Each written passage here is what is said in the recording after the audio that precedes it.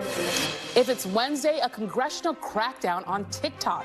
House lawmakers overwhelmingly passed legislation to ban the app unless its Chinese owner sells it. TikTok intensifying its lobbying campaign, and the fight now goes to the Senate. Plus, a judge drops 3 of the 13 criminal counts against former President Trump in the Georgia election interference case. And a decision over whether the district attorney will be disqualified from the case now looms. And game, set, rematch. Voters react as President Biden and former President Trump officially clinch enough delegates to win their party nominations. It sets up a long, knockdown, drag-out fight for the White House.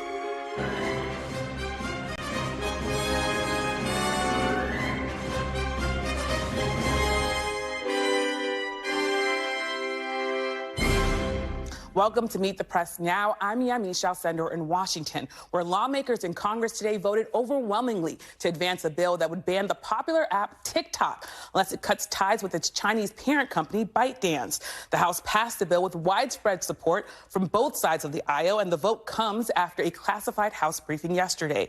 U.S. intelligence officials worried the Chinese government could use the app to influence millions of users and access their personal data. Still, some notable lawmakers, including the top Democrat on the House Intelligence Committee, voted against the legislation. He cited First Amendment concerns.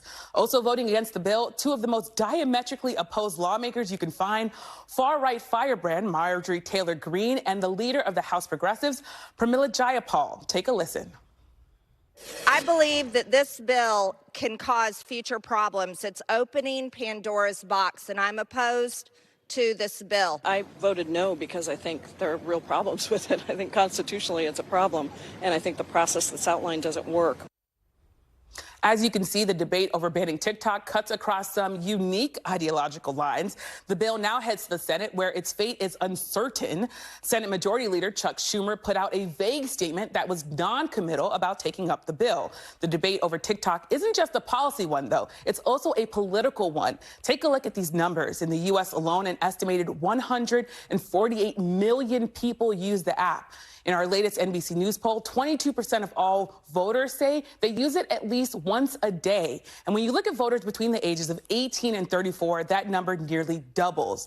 Those voters, of course, will be a key constituency come November. President Biden's re-election campaign continues to be active on TikTok, despite the president vowing to sign the House bill if it gets to his desk. As president, Donald Trump tried to force the sale of TikTok, but now he says he opposes the ban.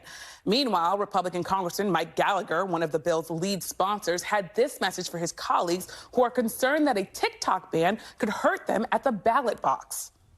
I get that members of Congress always want to get reelected, and I've bemoaned the fact that the constant focus on getting reelected often takes precedence over just doing our job and doing the right thing.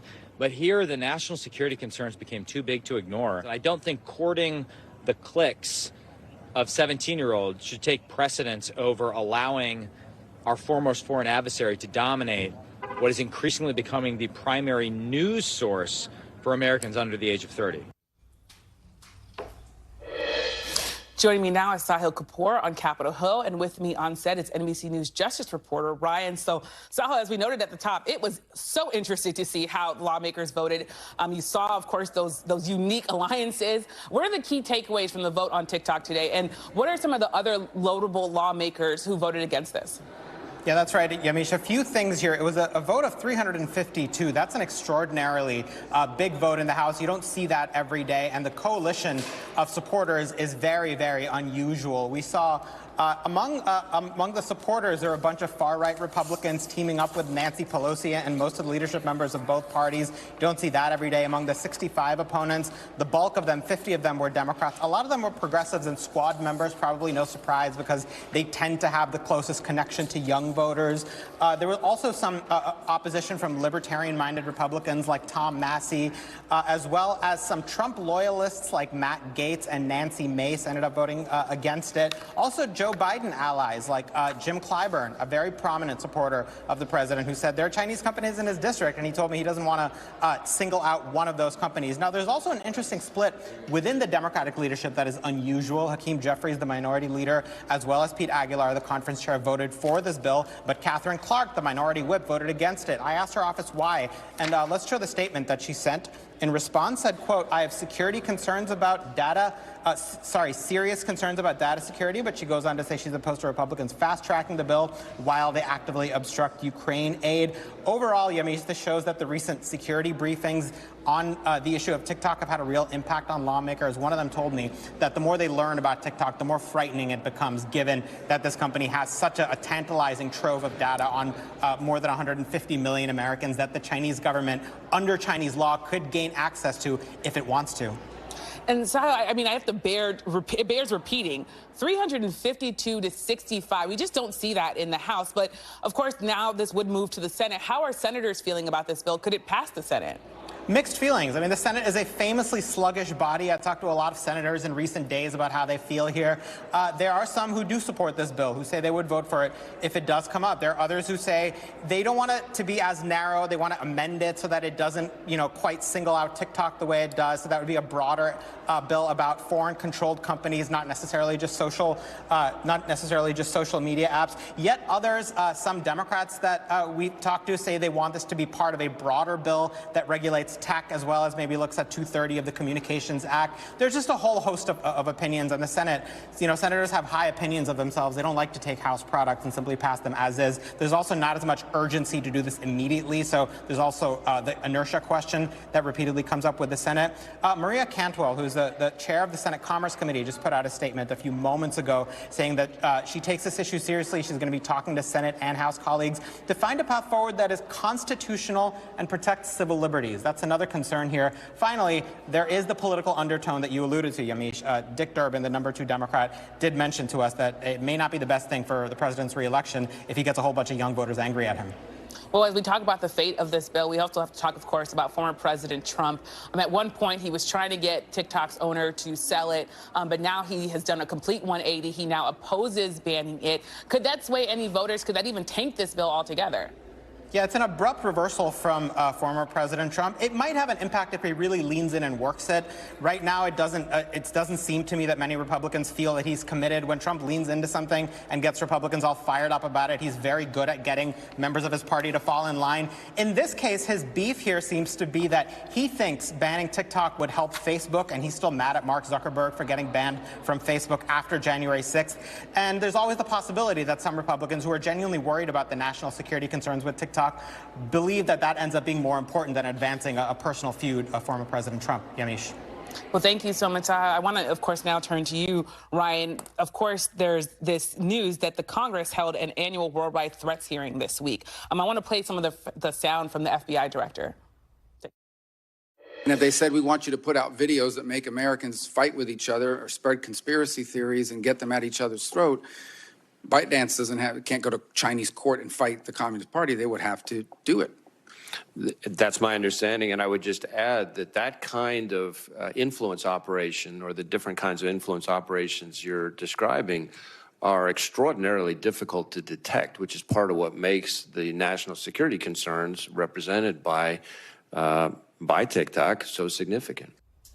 Those are pretty strong words from the FBI director. So what else are intel officials saying, and how concerned are they about the security threats that TikTok could pose? Yeah, I think both in that briefing there, as well as in this briefing that was sort of held with the House members as they were discussing this bill, they really drove home that message. And it is very rare, as you said, that you get such a bipartisan vote, especially on a really expedited basis. And it's hard to say that, that briefing that they had on this matter didn't probably influence some votes there. It seems like this is a very big concern for the government. It's not something that you see on government phones, for example. It was sort of a big deal when the Biden campaign, which is, of course, not part of the government, but when they joined TikTok, because that was sort of a pretty broad departure, given that security concerns more broadly that the U.S. government has had with this for a while. It's an enormous amount of data on individuals that is sitting in the hands of this company. I mean, that's true for every social media company, but I mean, TikTok really goes into what your interests are and like how much time you spend on each of those videos. videos, how long it takes you to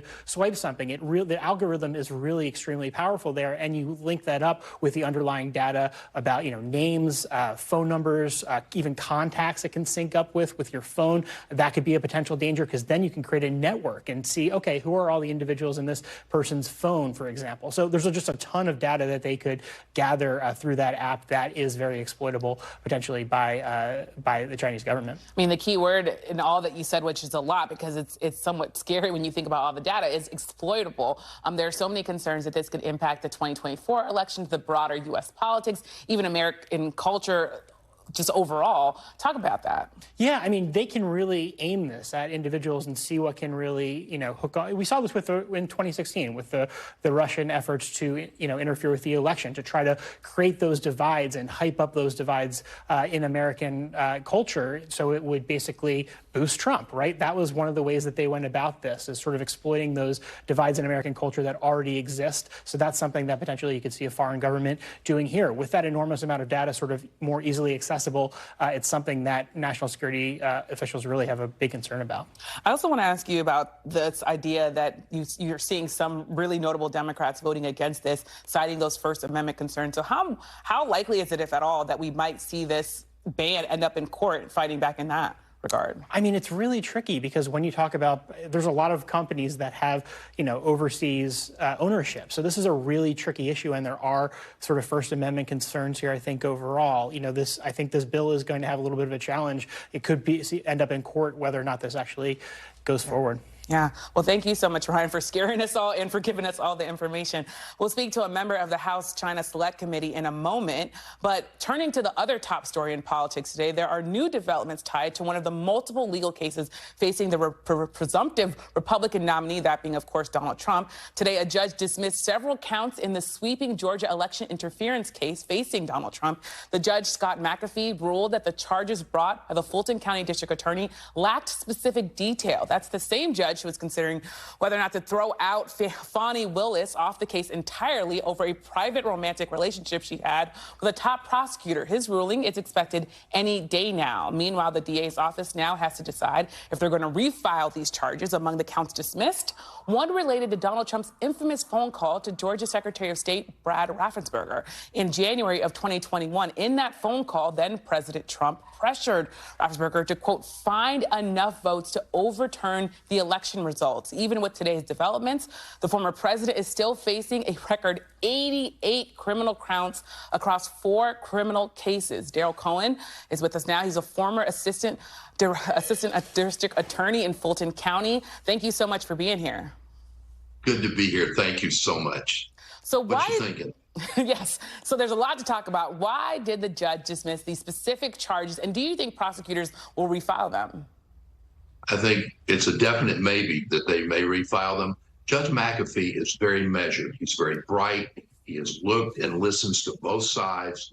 And in his view, there wasn't specific enough in these counts that he dismissed. Now, the fact that he dismissed them doesn't mean a lot in itself, because the DA's office still has the ability to go back to a grand jury, redo the various terms that they weren't specific enough, and come back and say, grand jurors, please return an indictment. And quite frankly, the grand jury, if it's brought back to them, would obviously re-indict or indict again, because we used to say, both when I was in the state attorney's office in Miami and DA's office in Atlanta, a grand jury would indict a ham sandwich, except maybe in Miami it'd be a corned beef sandwich. Either way, they would indict anyone that the DA's office, or in that case in Miami, the state attorney's office, brought them. So that in itself doesn't bother me, doesn't concern me. But even if they don't re-indict, the president, the ex-president, and all the people charged are still facing numerous charges against them, and that should not make much of a difference, except perhaps to the potential jurors who may say, wait a minute, is this really criminal, or is this political, or is this both? And why did the judge dismiss it? And why are we here? They may not have any difference at all. It just is we're gonna have to wait and see. This case has taken on a life of its own, and it will continue to take on a life of its own regardless of what Judge McAfee does regarding finding Willis and Nathan Williams. It definitely has taken on a life of its own, and you bring up key questions that a juror might ask. Now, I want to read to you part of what the judge wrote when he ruled. He said, as written, these 6 counts contain all the essential elements of the crimes, but failed to allege sufficient detail regarding the nature of their commission. They do not give the defendants enough information to prepare their defenses intelligently. So with that in mind, with the judge's own words in mind, what additional details do you think prosecutors need to provide if they want to refile this case? I think they need to reach into their bag of detail, and they need to provide small details that show that former President Trump and the other people indicted actually committed a crime in this instance, not just the allegation that they did, but giving a little more specific, I'll never pronounce that word, being a little more specific in regard to what they are charging him with doing or not doing. Yeah. I also want to ask you, does this decision give us any insight into whether the judge might disqualify the DA from this case? I wish it did. I think Judge McAfee, whatever he does, will be measured. He will bring out whatever he believes to be the right thing to do, and more importantly, follow the law. He's been incredible. If you've watched him in these various hearings, he has been so measured and so fair that whatever he does will both surprise me and not surprise me, but will not surprise me that he will do what he believes the law says he should do and what he should do. Well, thank you so much. Fair and balanced. Excuse me, Fox, but fair and balanced. Well, thank you so much for providing all that insight, Daryl Cohen. Thank you. And coming up, my one-on-one interview with a Democratic lawmaker who has helped shepherd today's TikTok bill through the House. Plus, violence and unrest in Haiti, the U.S. military now sending a team of Marines to protect the U.S. Embassy as the chaos there intensifies. You're watching Meet the Press now.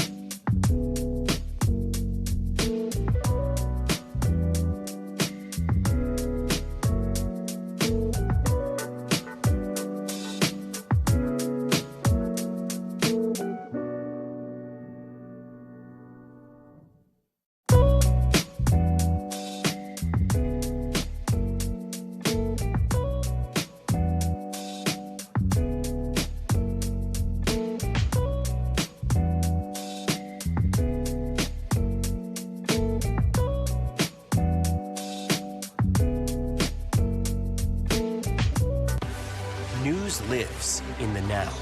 It's coming at us every second. News is more now than ever. Just outside of the Israeli military headquarters. Now is raw. This tunnel just goes on and on. Now is real. We get to see democracy in action for the very first time in the 2024 race. Now is constant. You gotta see this. Future is now. News for the generation of now is NBC News Now.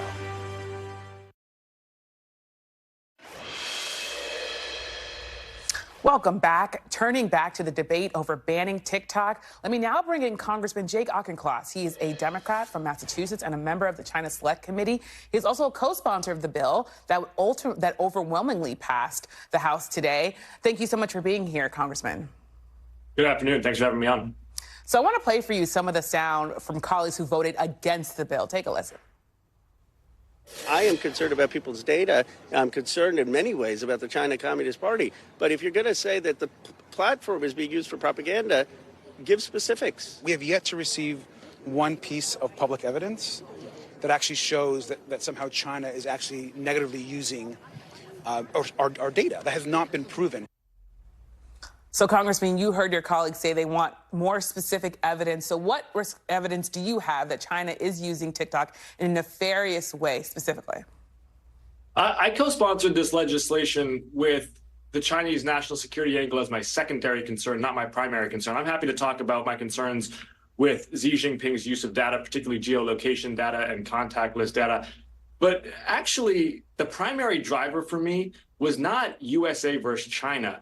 It was families versus the greed of big tech, because social media corporations are profiting by keeping our kids hooked on screen time. That screen time is eating into family time. It is deteriorating the mental health of our youth. It is undermining our civic discourse.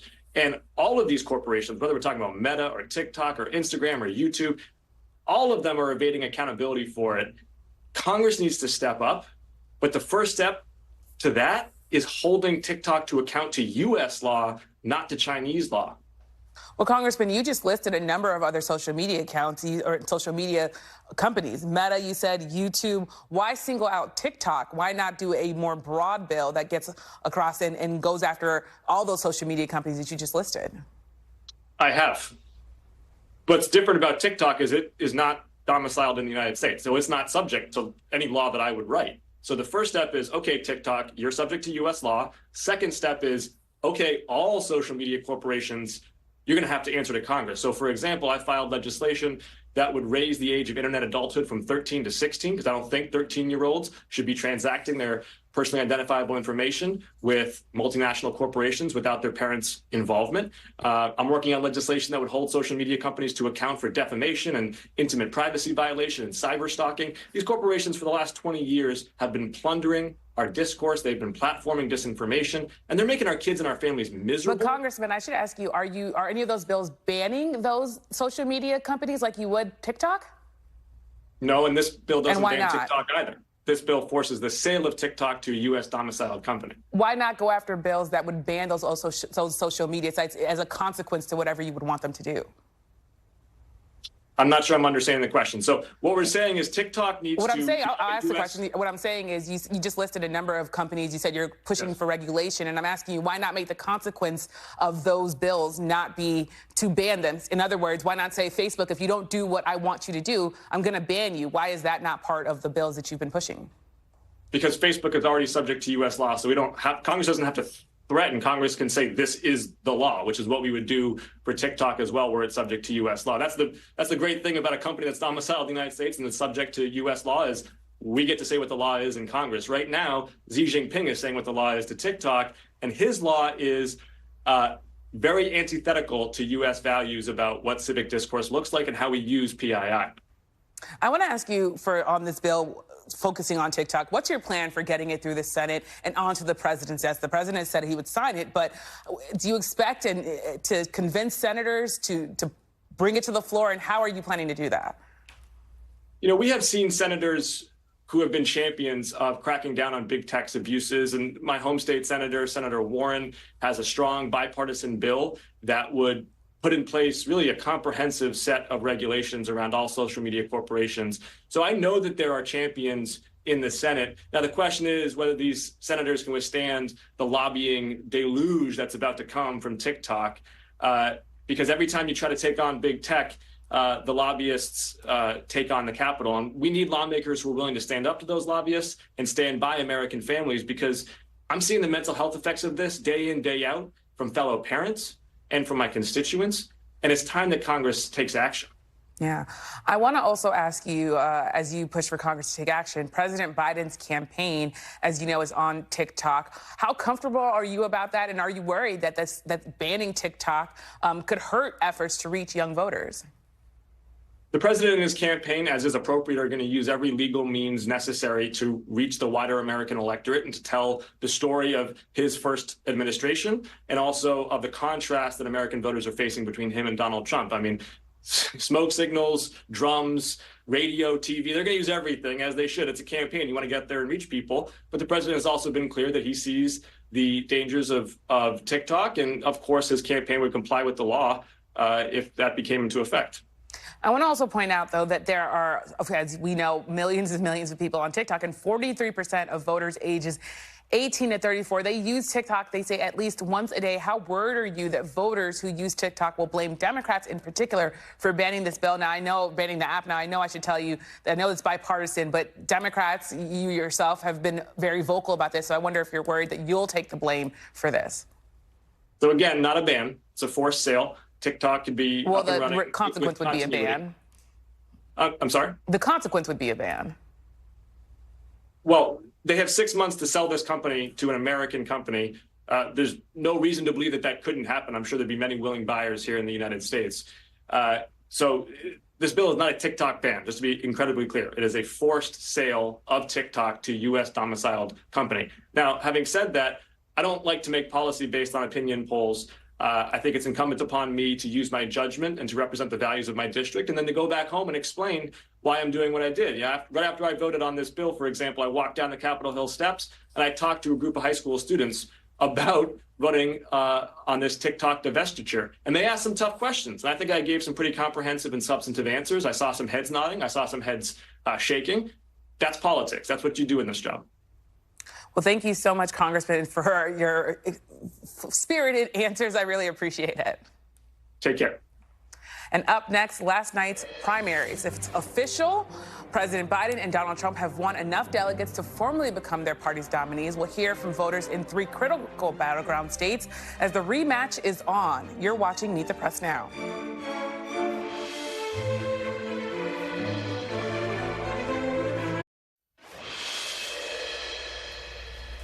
Welcome back. The 2024 presidential election is officially official.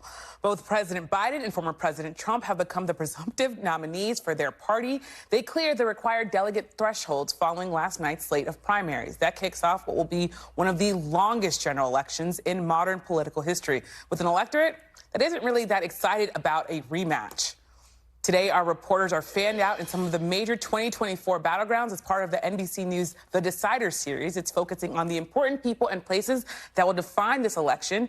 Shaquille Brewster is in Milwaukee, Wisconsin, where the president is set to speak at the top of the hour. Steve Patterson is in Reno, Nevada, he's in a key county, Washoe. And Blaine Alexander is in Atlanta, Georgia for us. So, Shaq, you're in Milwaukee, where the president is set to speak in the next hour. What are we planning to hear from the president, and how does that compare to what voters want to hear? Hi there, Yamiche. Let's just be clear. He's going to be talking about infrastructure. You might see it with the signs on stage behind me. We expect him to hit the stage in the next half hour or so. But he's going to be announcing about $3.3 billion in infrastructure investments across the country, including about $36 million here in Milwaukee alone, targeting black and brown neighborhoods. But there's also the politics that we're looking at as well. Now that President Biden has been officially named the presumptive Democratic nominee, he's clearly focused on voters, key voters in these key battleground states. And when you ask about what they find to be the most important, I want you to listen from them directly. Be more positive, I guess, to the public. Make it so that we believe in him, that if he gets reelected, he'll do good things for America and for us. Please do something about Palestine. What do you want to see happen there? That ceasefire happen. try to fix the country and the economy and all these wars that are going on and build the wall like everybody is saying. It's not just Russ and me. And that's the line the president is playing with here, because, yes, he's touting the fact that his legislation that he passed, the bipartisan infrastructure law, the Inflation Reduction Act, how it's going to impact these communities. But then when you hear from voters, those are long-term investments. Many of them are looking and thinking about the day-to-day and what that means for their wallet. So that's the gap that he's going to be working to bridge over the weeks and months to come as we get closer to Election Day, Yamiche. So interesting to hear voters say, just be positive and fix the country. Very simple.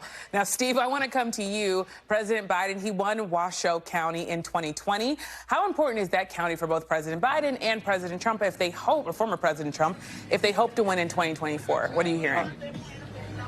It's extremely important. This is almost always a perpetual vital bellwether of the state. And you have a good mix of people who are both politically motivated and fiercely independent. So much so that I get the sense from a lot of people that they're almost proud of sort of not knowing what candidate to choose because they don't feel necessarily energized by either of the candidates. And they know that they are such a prize that people will come to them, that they can wait and choose based on who is going to show the most support. So these campaigns know that they need to have a ground game in this county. And speaking to both of the campaigns, they know how vitally important this is. We spoke to the Washoe County GOP, who spoke about just gathering that sort of middle and harnessing it. And if you don't, the problems that you will have. Here's what Bruce Parks told me. He's the chair. Listen to this. What's the effort from the GOP here to sway those voters who seem to be like really key and crucial to winning Nevada? How do you get those folks on board? Common sense.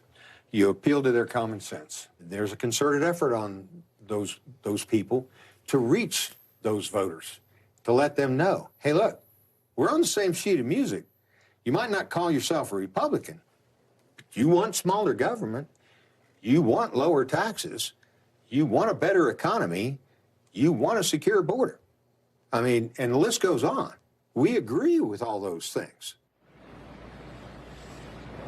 And it's funny to hear Parks there because both sides seem to think that this massive independence, these, supporters who don't have any support through either candidate, have values that pertain to each side. Parks thinks that a lot of the independents are actually Republicans in disguise who values align with the GOP, and a lot of Democrats feel that they're expats from places like California who are bringing their values to a state like Nevada. We spoke to Biden for Nevada. We're hearing that there's going to be a huge ramp up here in Washoe County within the next couple of months. Both sides focusing right here.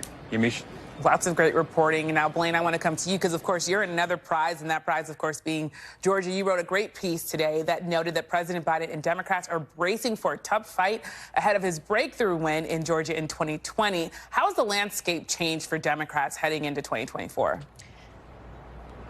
You know, Yamiche, Democrats that I've spoken to here in the state acknowledge that it took a special set of circumstances for Joe Biden to win Georgia 4 years ago. We were talking about the middle of a global pandemic, all of the protests and reckoning around racial injustice. That is certainly a big factor in driving a lot of the black voters, a lot of the young voters that we saw help sweep Biden to victory back in 2020. That's not the case this time around. And on top of that, we have Republicans here in the state now who are very determined to prove that Georgia is a red state and not a purple state. So when I spoke with one organizer, though, she said it's important to note that the numbers just show that wasn't a fluke. If you look at Georgia trends, it's becoming younger, it's becoming more diverse. It shows that that's the way that Georgia is trending. They say, though, it's just going to take a different approach this time around. You know, one person that I spoke with said this is not the election where voters are going to wake up and be enthusiastic necessarily. They acknowledge that people aren't necessarily excited about who's at the top of their ticket. So what they're going to do is focus less on the candidate and more so on what the power of voting can do for them to change their circumstances. So Democrats I spoke with say it's going to be harder than last time around, but they're optimistic, but so are Republicans. And a big reason for that, Yamiche, is this poll that I'm about to show you right now. This is what came out earlier this morning from CBS, and it shows a very tight race between Trump and Biden here. In fact, the former president, Trump, is leading Joe Biden by about 3 percentage points here in the state of Georgia. That's well within the poll's margin of error. And I got to remind mind you, we all know the number that Joe Biden won by back in 2020, 11,779 votes. That's not a very big number. And so Republicans say what they're doing is they're going to be eyeing those people, especially in the suburban counties like Gwinnett County and Cobb County, where they believe that they can change minds and try and flip them back over to Trump's side. But as one Democrat told me, he said the single greatest tool that they have in their arsenal in trying to unify and win this and keep the state blue is the fact that Donald Trump is on the ticket again. He says he believes that people will rally around that fact. Yamiche. Well, when you bring up Donald Trump, there's, of course, the election interference case that I and so many others are watching very closely down in Georgia. How's that weighing on the campaign? What influence could that have when you think about voters turning out?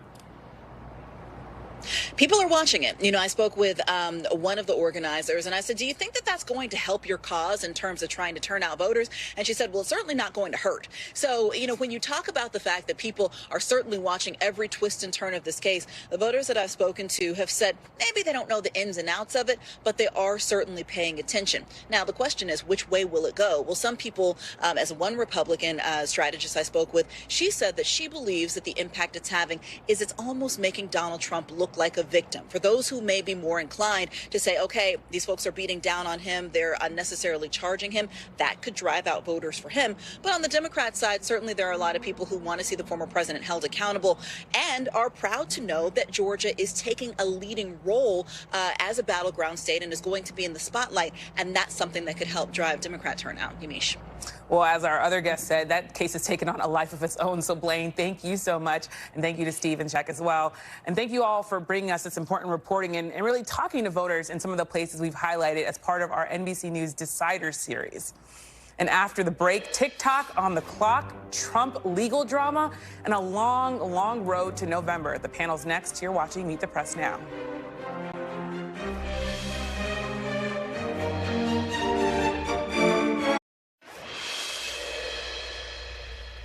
Welcome back. Now that Donald Trump has enough delegates for his party's domination, one of the biggest remaining questions facing his candidacy is this: who will be his running mate?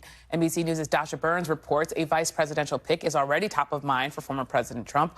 According to two sources, Trump has been laser focused on the issue of abortion, especially when it comes to his vice presidential pick. He sees the issue as a major vulnerability. Meanwhile, later this month, independent candidate Robert F. Kennedy Jr.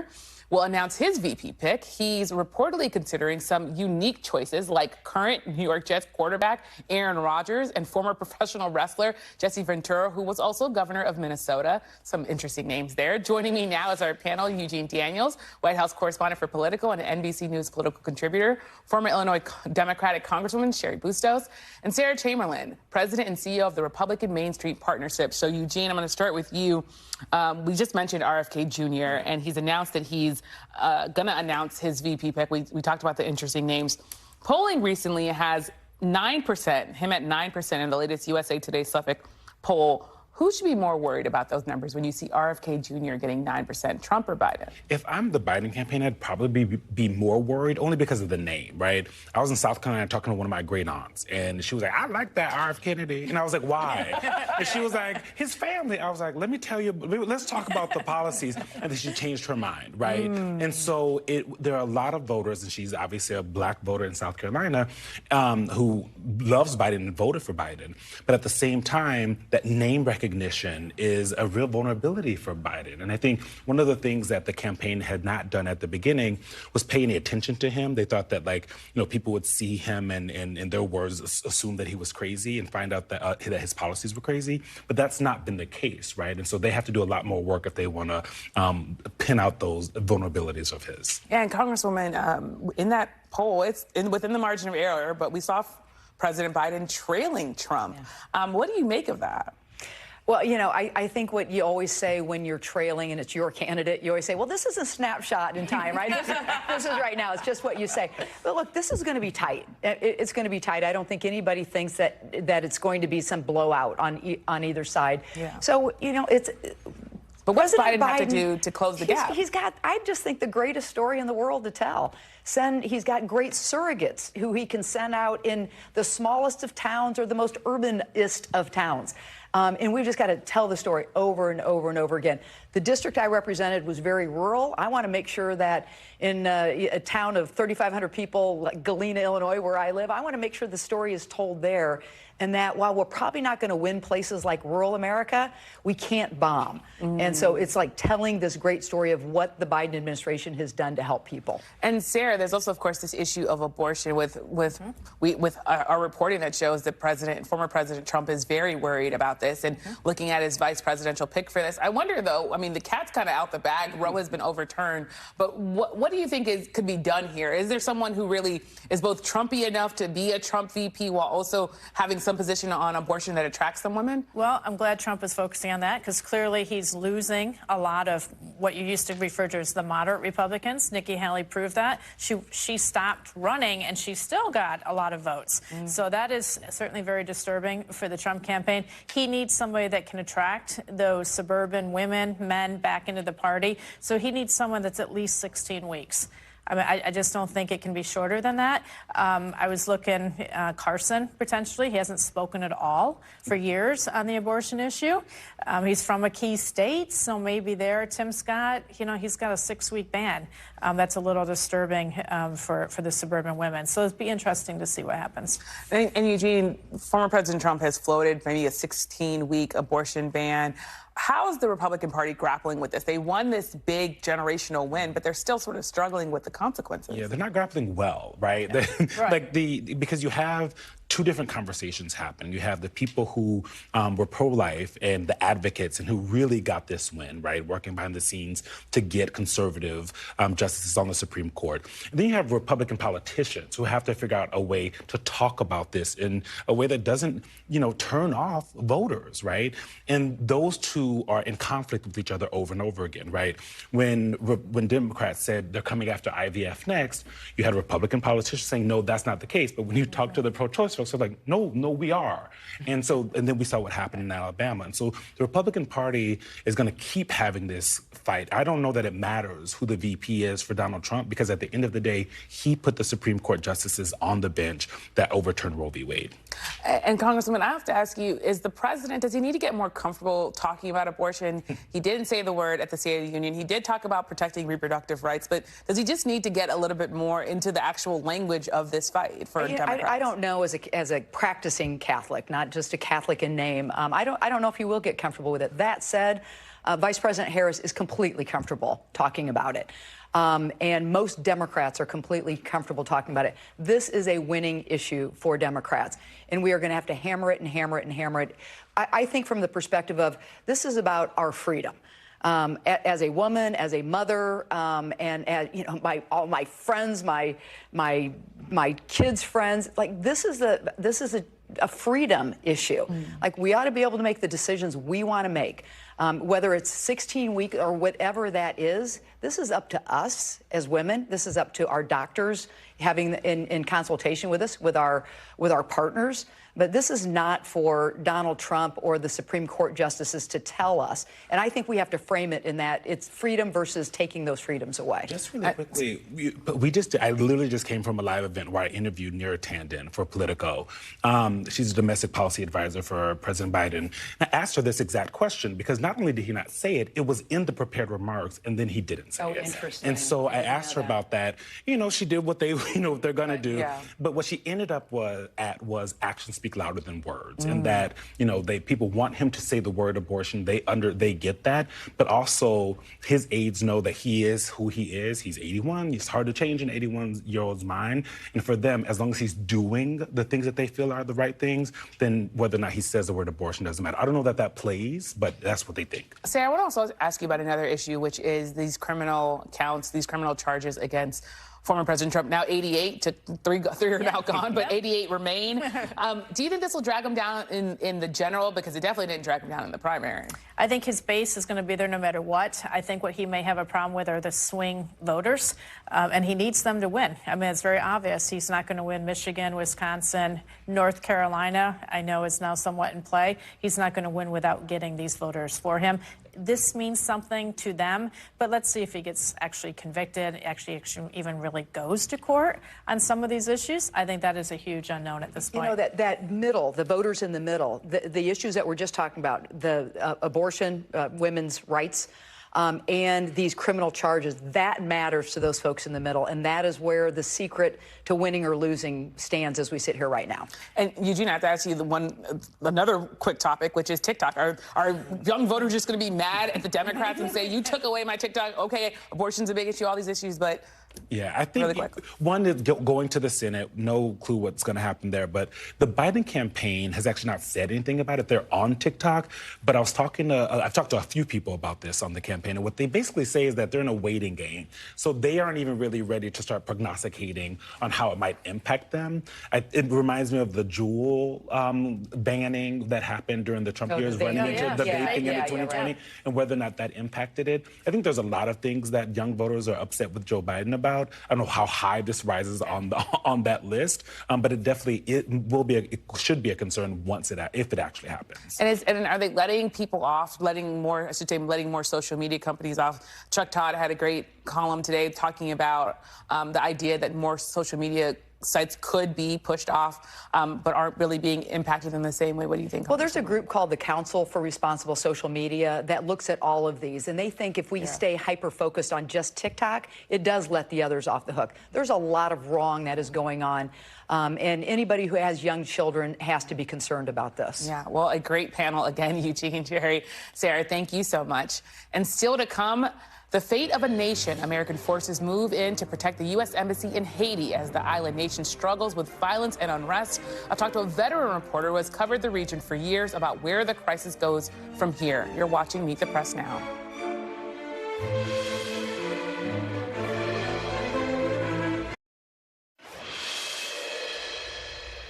Welcome back. As Haiti descends further into chaos, the U.S. is sending additional Marines to protect the embassy in Port-au-Prince. The additional deployment comes as armed gangs now control much of the country's capital. It also comes a day after Haiti's embattled Prime Minister Ariel Henry announced he plans to resign. But Henry, who's now in Puerto Rico, has not said when that would happen. Meanwhile, concerns of unrest in Haiti and its potential impact on the region have been a key focus of the State Department.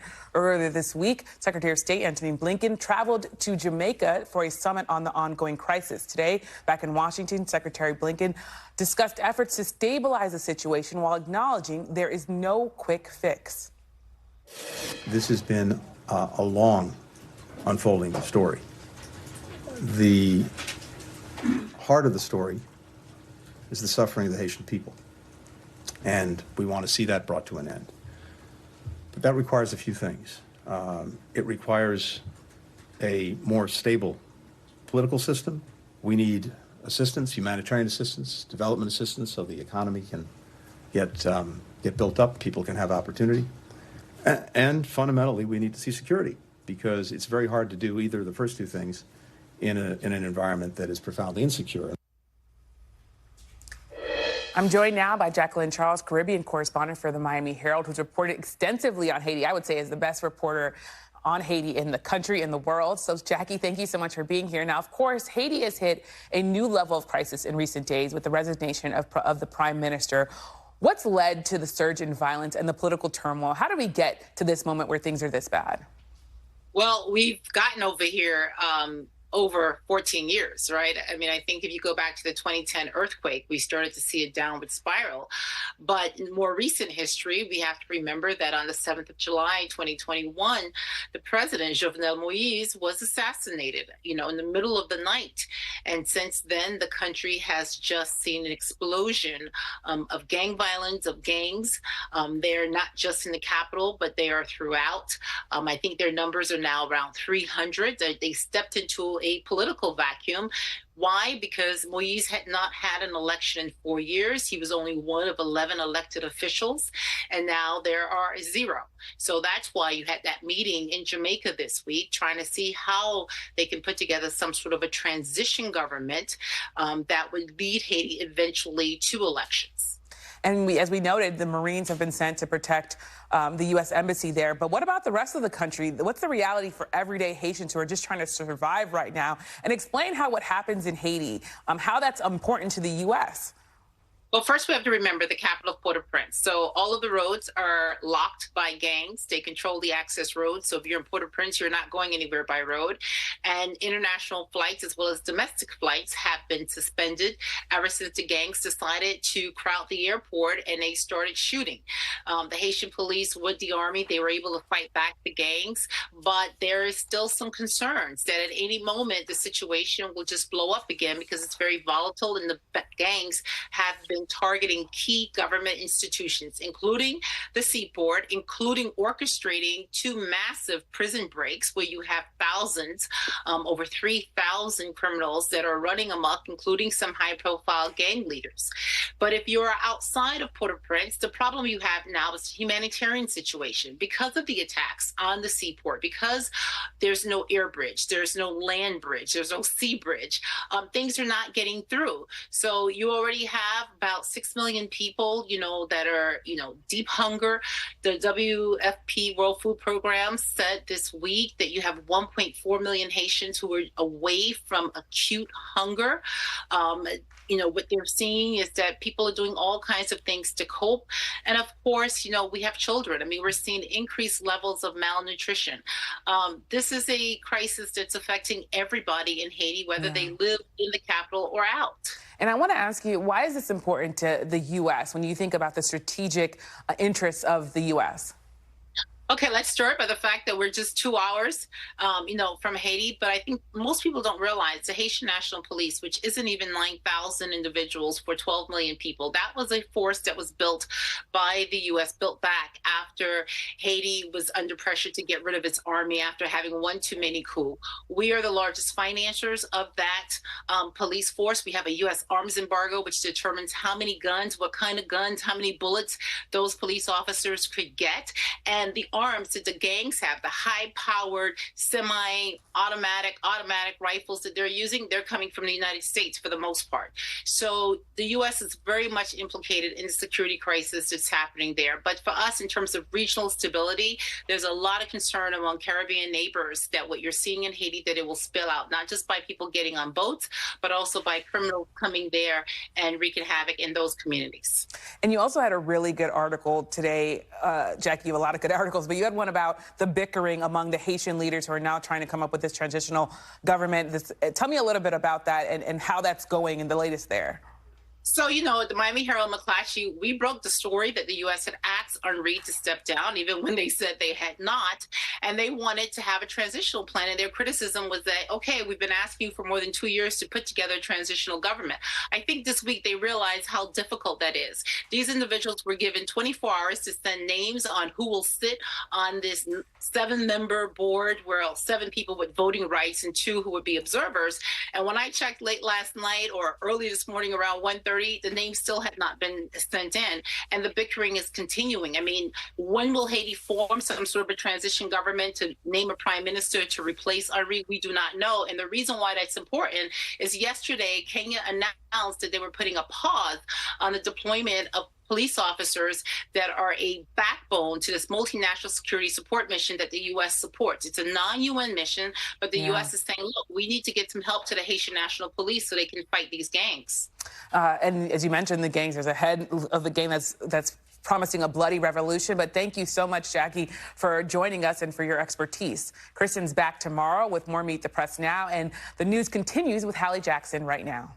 Thanks for watching. Stay updated about breaking news and top stories on the NBC News app or follow us on social media.